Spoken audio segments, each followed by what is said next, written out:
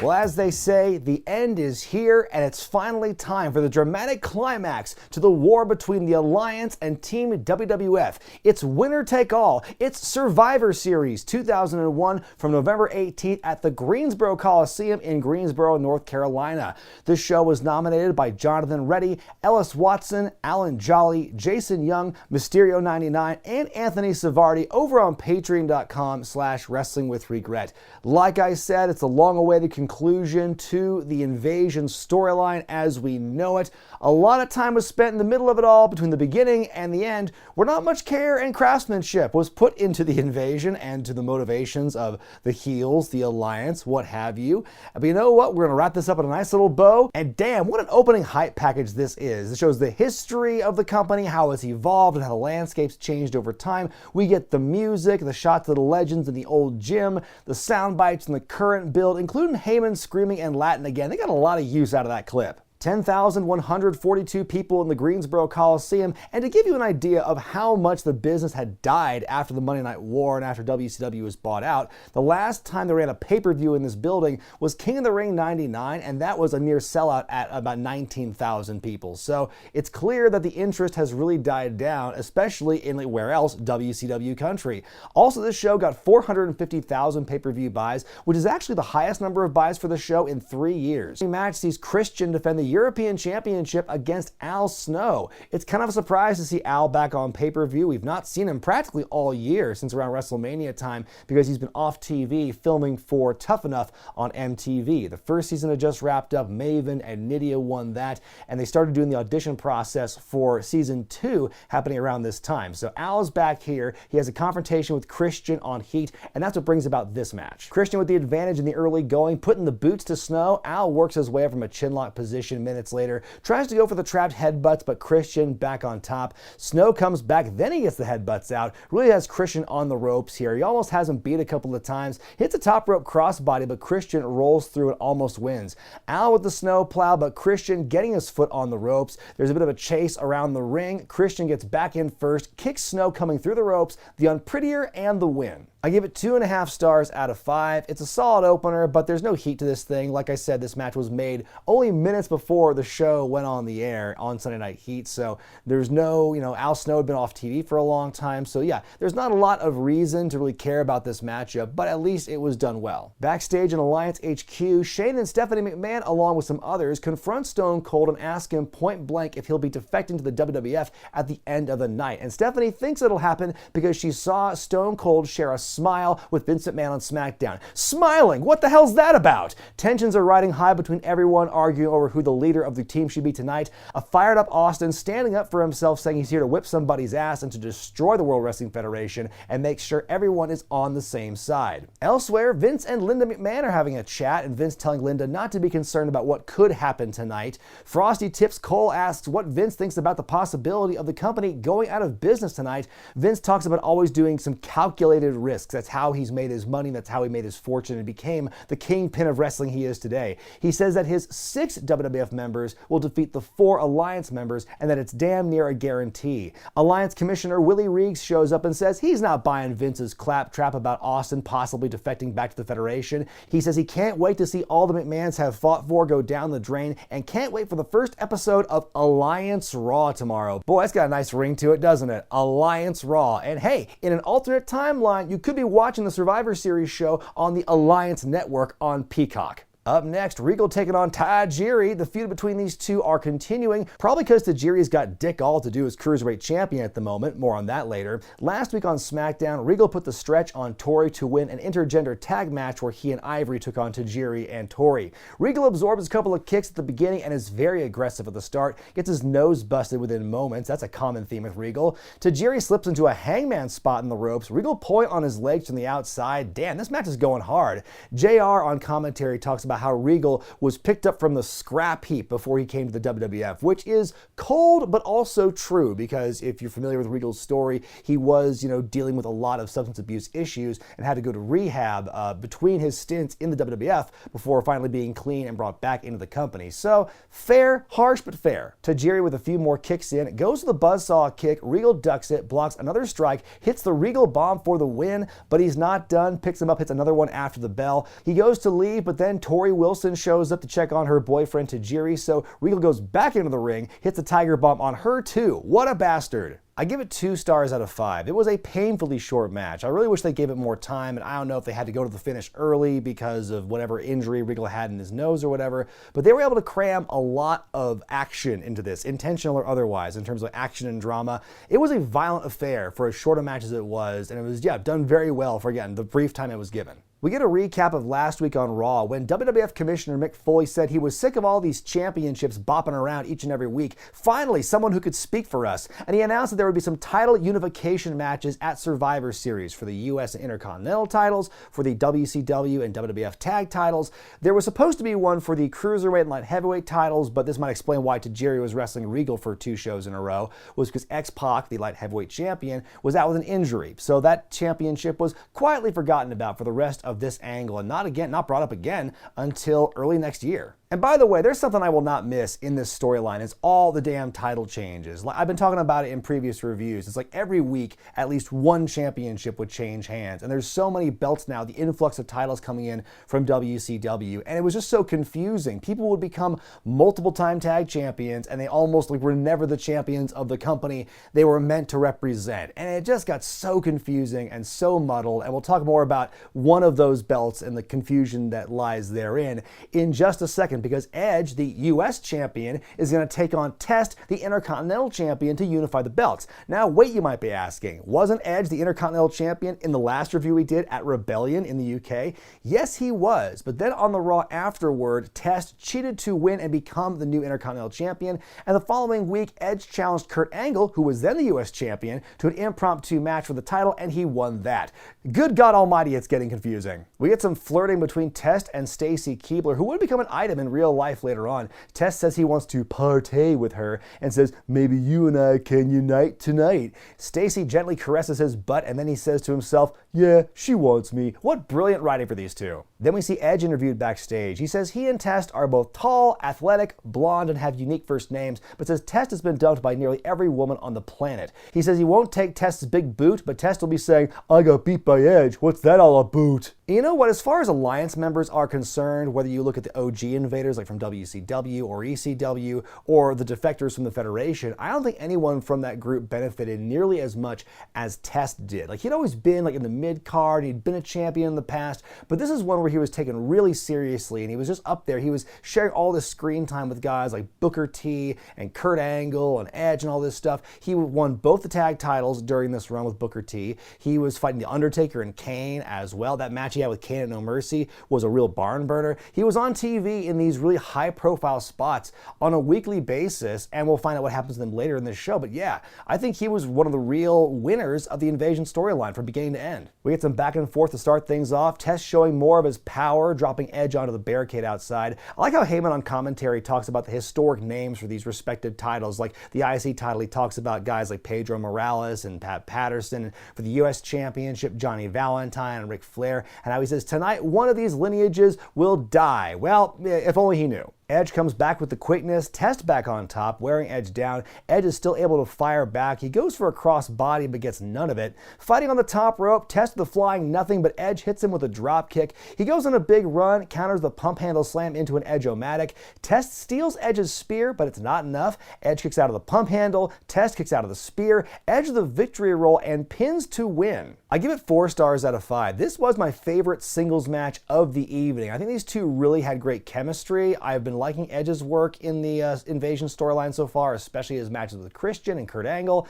And I think, like I said, Test has been really shining and has been elevated in a way that we would never really see much with him again, at least on Raw and SmackDown is concerned in this run. So yeah, I think these two really brought it and told a really good story. Stephanie chatting with Kurt Angle backstage. She's stressed and concerned about tonight and how she's put all her money into this. And if the Alliance loses tonight, she'll have to be a regular person who has to buy her own groceries and clean her own house. Ew! But Kurt says he'll make sure Austin does not screw the Alliance tonight. Elsewhere, Lita and Jeff Hardy chatting backstage. Lita wonders if something's up with Matt, and it turns out someone's ears are burning. Matt says we should all act a little strange tonight because of what's at stake here. He goes, we're Team Extreme and we're gonna live our dream. He's got all the words down in this promo, but he is so rapid fire. He's just going a mile a minute with this thing. He does not have the confidence and the poise, of course, he would later have in today's world as Matt Hardy. You know, his promo style has gotten so much better from what it is here 20 years ago. The Hardy Boys leave and Trish Stratus pops out of the same locker room Matt was just in. I think it's meant to be implied, oh, were Matt and Trish screwing around just back there behind Lita's back, but I'm not so sure because the locker room door is clearly labeled Team WWF, which seems to me that everyone from that side is in the locker room, all men and women huddle about, intermingling, so who knows who was screwing around with who back there. Time for a steel cage match to unify the WCW and WWF tag titles as the Dudleys take on the Hardys. Love seeing the ref having a hard time getting all 4 belts up in the air.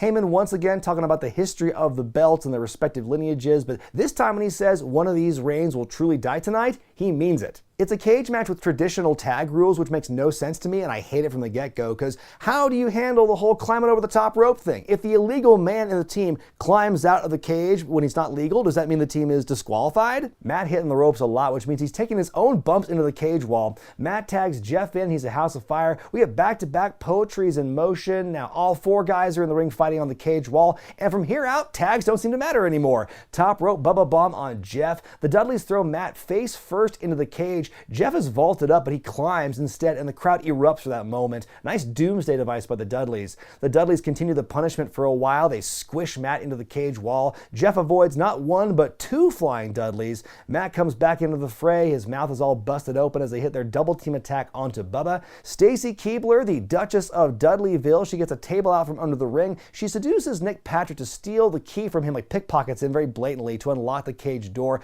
Patrick taking forever to figure out what had just happened, but here's my thing about this. If Stacy wanted to get the key from fellow Alliance member Nick Patrick, did she really have to put on that ruse? Couldn't she have just asked? Tables now in the ring. Matt climbs out of the cage but leaves his brother behind. Jeff fights back. Devon gingerly putting himself on the table for some reason. Jeff is climbing and has the whole thing won, but for some reason that risky rascal, he wants to do something crazy. He jumps off the top of the cage but splats through an empty table. The Dudleys pin and win to unify the belt, and Matt looks pretty peeved. I give it 3 stars out of 5. This match was kind of like, it was a lot of ebb and flow with this one for me, because to start things off, I think the match rules were super confusing, trying to do traditional tag rules in like a no disqualification environment, and then the tag thing was just thrown out halfway through. And then I think the middle of the match was good. It got into a fun groove, that chemistry those 2 teams are so well known for having, and we had that very dumb finish. Like, in what world does Jeff Hardy think that's the better move to do? You know what's funny is, like, I think the way they've been building this story up, you would think Matt would be the one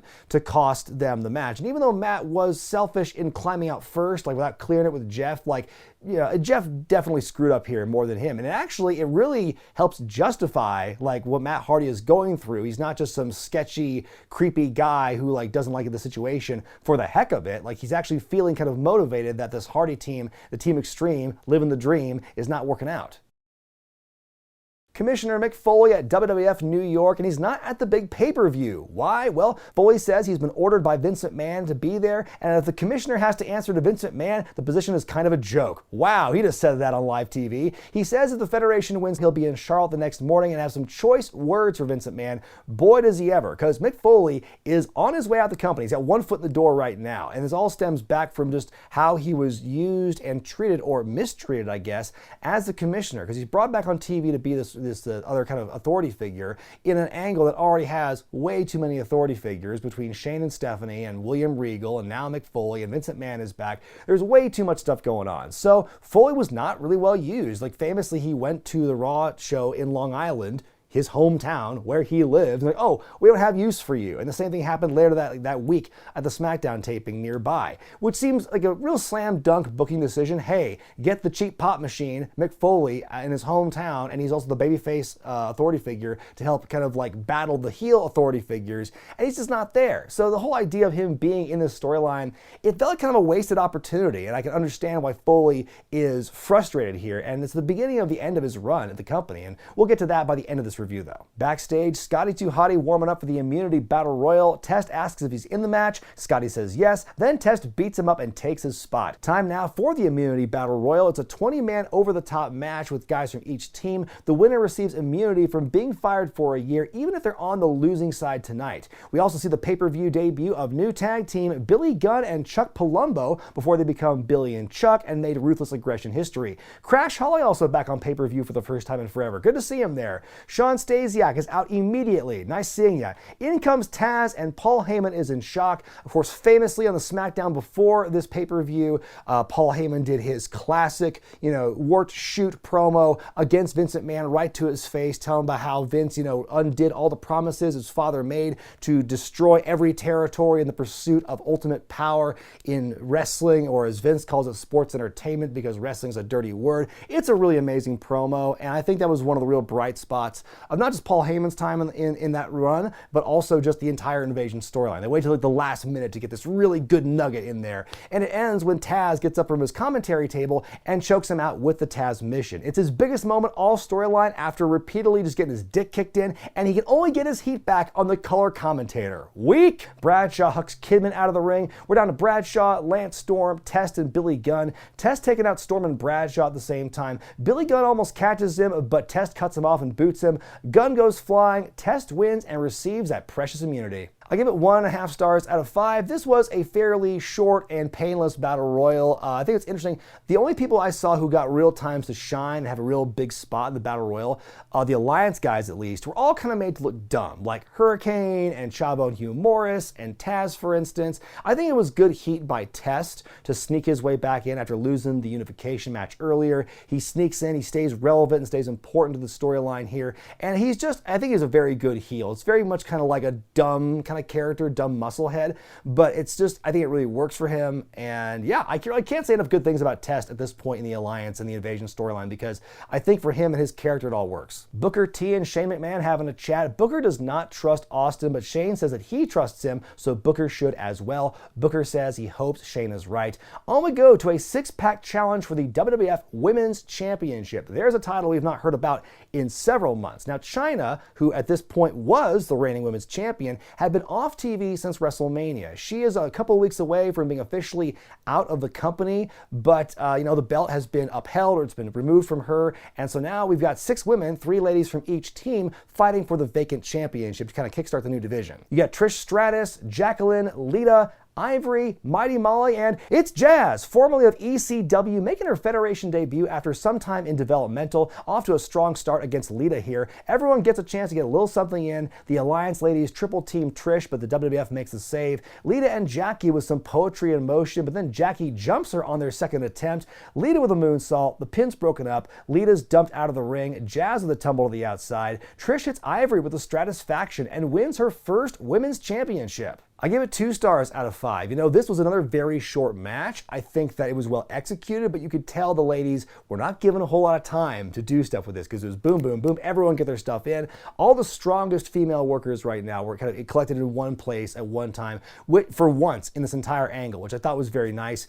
Trish was by far the least experienced of the 6 ladies in here. I actually almost forgotten when I was watching this back. I'm like, I forget who wins this one. And it being Trish kind of surprised me, but she looked good as well. I think she was pretty well protected, and the little surprise of Jazz's debut also, to me, helps elevate this match. Vince McMahon has one final powwow with Team WWF, and The Rock's just a hoppin' fool. Vince with a very motivating speech. If you lose, you'll be total shitheads, and everyone will hate you. He name drops guys like Buddy Rogers, Dr. Jerry Graham, Gorilla Monsoon. He screams, "Hi, Chief Peter Maivia," to The Rock, who's still hopping around. Tells him to forget about the notion that Stone Cold could possibly defect back to the Federation, because they're fighting for survival tonight. It's time for the main event, a winner-take-all Survivor Series matchup as The Rock, Chris Jericho, Big Show, The Undertaker, and Kane of the WWF take on Stone Cold Steve Austin, Kurt Angle, Booker T, Rob Van Dam, and Shane McMahon from the Alliance. So as we established at No Mercy, Vince McMahon has recently come back to television, and after the pay-per-view he goes,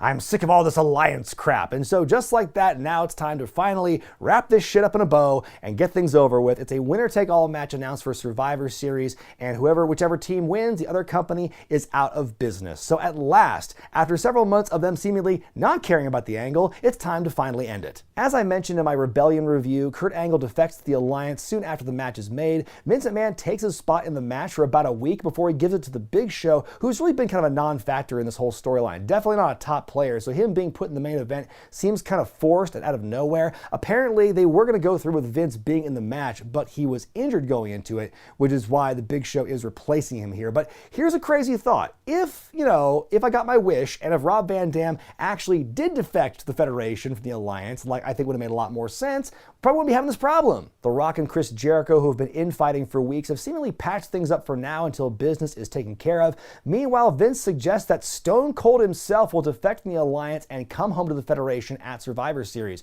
So after months of the Alliance being just supremely confident, having the answers for everything, and seeming to have having one up on the Federation every week with all these swerves and defections, now this one piece of speculation that Austin could be defecting from the group has totally rendered them asunder and is crumbling from within. Their entire psyche has been shattered by this one rumor that Vince is dropping. The Go Home Raw famously has The Rock and Austin just doing an absurd promo off that ends them singing Margaritaville before Rock hits the rock bottom. You will not see that on the network, by the way, because of copyright reasons. Then the final moments of SmackDown had everyone getting their shit in before Austin stood tall in the end and shared that smile with Vince. A few people on both teams are wearing the same shade of red, which confuses me. The match starts off with Austin and Rock brawling, and one by one the members of each team cycle through the ring for a while. Shane's input has just consisted of sneaky pinfall breakups, which gets a Shane's a pussy chant. Undertaker works over Booker T, then Austin, until the Alliance do some sneaky sneaking and take over.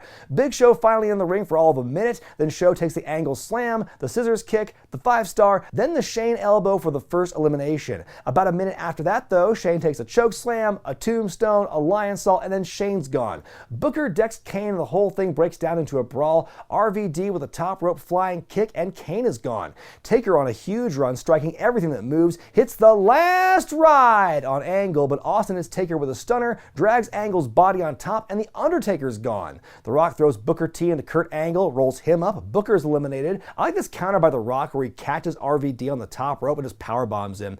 RVD and Jericho work for a bit. Cameron gets a big old shot of Chris calling a spot. JR's got to say he's talking to himself. He blocks a split-legged moonsault, hits the breakdown, and Jericho eliminates RVD. Well, there goes the most compelling part of this team.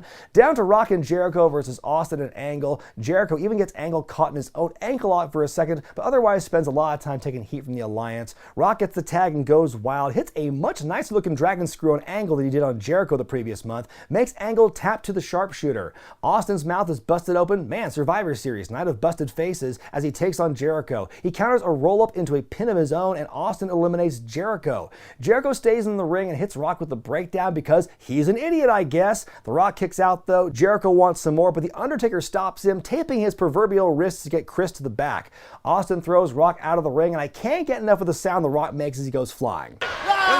Fighting on the outside, and JR's had enough of Heyman's anti-Oklahoma slander. Kiss my ass, you stepped on Oklahoma one time too many. Austin with a sharpshooter. We get a reference to Montreal on commentary where Heyman goes, why doesn't Hebner just ring the bell? And JR says, because The Rock's not tapping. And Heyman goes, that never stopped Hebner before. Austin tries and fails to use the title as a weapon. Rock gets him in the sharpshooter. We get a rope break. Austin with a low blow, but Rock hits a stunner. JR calls Austin the inventor of the stunner. Johnny Ace would like a word. The pinfall, but damn you, Nick Patrick. Austin with his own rock bottom, but The Rock kicks out. Austin does not approve, and we get the Patrick flop, and then Hebner's knocked out as well. Kurt Angle comes back. He decks his own teammate Austin with the WWF title. He's been the mole this whole time. Angle the double agent. Rock with the him bottom, the win. Team WWF stands tall, and the Alliance is no more. Vince McMahon shows up on stage and celebrates as we go off the air. I give it 3.5 stars out of 5. This was a fine, 5-on-5 elimination tag team match. I felt the drama and the stakes in this matchup were conveyed a lot more in the commentary than the wrestling itself. It was kind of hard to really see that. If you just put everything on mute and didn't know what this match was about, you really wouldn't have a good sense of that, I think. The revelation of Angle being the double agent, all along, still feels weird. Felt weird back then. Feels weird going back through it now. And I felt the same way when he turned at the same time, back 20 years ago, and now watching it. Doesn't make sense, and I think basically, it does justify his turn to the Alliance, knowing that he will eventually turn back against them. But by this point, it feels like another swerve for the sake of a swerve. There's no meat on that bone. That horse has been beaten dead. It was a bridge too far, and I know that for many people, Angle turning to the Alliance was kind of a demotivator. A lot of people stopped watching wrestling. That was another one of the final nails in the coffin. So yeah, good seeing Angle come back to the team and help the WWF win that match, but I think it's kind of too late. The fans don't really care. Then everything goes crazy on the Raw After Survivor Series. Commissioner Mick Foley, he resigns after chewing out Vince McMahon on his private jet. Paul Heyman is exiled and replaced with a returning Jerry Lawler on commentary. All the champions, regardless of what side they were on, have kept their jobs. William Regal is the first person to join the Vince McMahon Kiss My Ass Club, and Vince, who is now immediately a heel again, wants to award the title to Kurt Angle for his actions. Then Stone Cold Steve Austin shows up, beats them up, is a good guy again, and is never made accountable for his actions. His crimes against the World Wrestling Federation since June, ever. For once, he's never made accountable for his perceived crimes. So I'm glad to know that whole heel run was worth it. Oh yeah, by the way, Ric Flair returns to the Federation as Vince McMahon's co-runner, his partner, since he bought Shane and Stephanie's WWF stock. But that's a story for another time. My grade for Survivor Series 2001 is a B-. Not a terrible show at all here. There are a few matches that are kind of in the middle for me, or matches that I would have rated higher had they been given more time, or maybe didn't have very silly finishes. Looking at you, Steel Cage match. I think the main event was solid, even if the Angle twist at the end was just kind of felt strange, kind of like a lackluster